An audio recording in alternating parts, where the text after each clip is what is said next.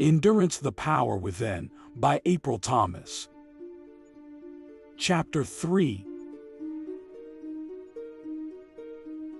March 13, 2009. The clicking clock on the wall seems to be the loudest noise in class. All through the day, flyers and text messages circulated around the school about a house party at Zach's house tonight. His parents were on their 10th anniversary trip to Europe. Max didn't pay any attention. He was more concerned with May's doing. As the teacher taught the class, Max observed that May seemed to have a laser-like focus on the lesson. He wondered why she had never noticed him. Could it be because of his mother's reputation in the neighborhood? Most girls didn't care. Or did they overlook it because of the money? Max was drowning in his thoughts. He leaned back in his chair, casually glancing over at May. "She's so beautiful," Max murmured to himself. His gray eyes sparkled when he looked at her. A slow smile grew on his face when Max suddenly felt a sharp jab in his side. He spun his head around to see Taisha and Il glaring at him. They bickered under their breaths until the teacher loudly cleared her throat. The entire class looked at them. Out of everyone staring at them, May's illuminating green eyes were the ones he felt piercing through him. Max turned his attention to May. Intensely, their eyes locked. "Come back to me," Max's heart channeled to May. She felt the strangest sensation. Her ears began to ring until she could hear audible words. "Come back to me." May grabbed her left ear, confused and frightened. It seemed as if Max Martinez was communicating with her. She didn't realize she was staring right back at him.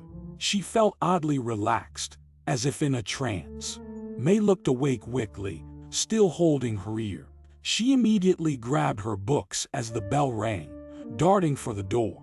Max quickly stood up, noticing May's reaction. "I know she heard me," he thought. This realization only threw fuel on the inferno blazing inside of him. He swiftly grabs his books, attempting to pursue her. Just as he made it out the door, a furious Taisha roughly yanked him backward. She peered at him with confused anger in her eyes, clearly piercing with questions. "Where do you think you're going?" Max turned around to face her. After seeing the reaction from May, he could not let anyone or anything come between him and his one genuine desire. "Taisha, I'm sorry, but I meant what I said this morning." Max then hastily walked away. His only concern was catching up to May. Taisha had hoped that Max would reconsider or that she could convince him somehow to give their relationship a chance. She was very much in love with Max.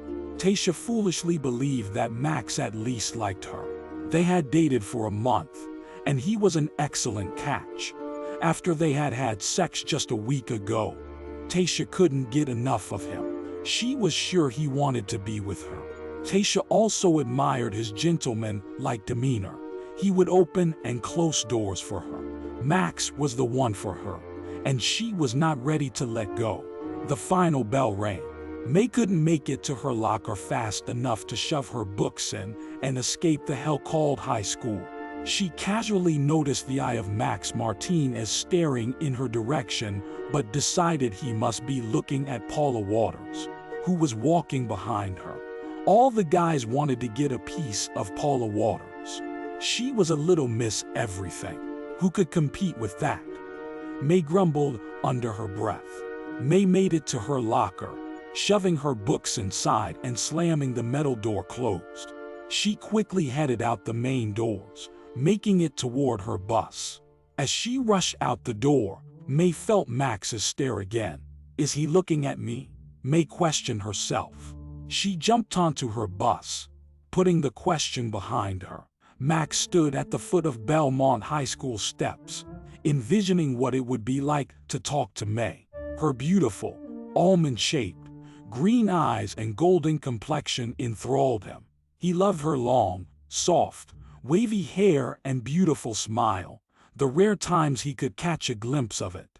"Oh boy, you got the stare." That could only mean one thing. "You've just seen May." Nelson Lopez stated as he approached his friend. Max couldn't help the smile that stretched across his face. "You know me too well," Max replied. "Don't give up.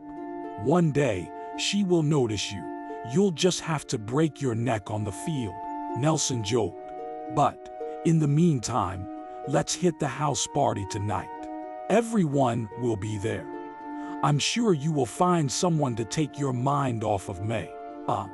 I'm not into that scene, you know that," Max replied as they began to walk towards his car in the student parking lot. "Besides, my uncle hates when I treat women like that. This mess with Taisha, I don't know," Max complained. "For a little bit, I didn't have to hear about May," Nelson teased. "Yeah, but you don't have to deal with the men in my family," Max explained. "You're 17. You're not supposed to be thinking like this," Nelson whined. Max chuckled.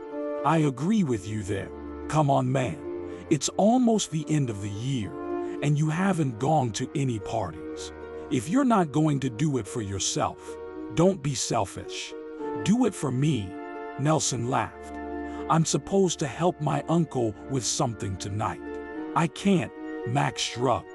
"Hey, I promise, if something comes up, if something changes, I'll go." "Promise," Max ended. He knew his uncle all too well. Tamarius never canceled on him. Each Friday, the 13th, his uncle insisted that he stay at the mansion far away from his mother. Max didn't always understand his uncle, but he obeyed him. "Deal, that's fair. So what's your uncle's number?" Nelson teased. Max laughed as they entered his new vehicle, another guilt gift. Thank you for listening to the third chapter of Endurance, The Power Within by April Thomas.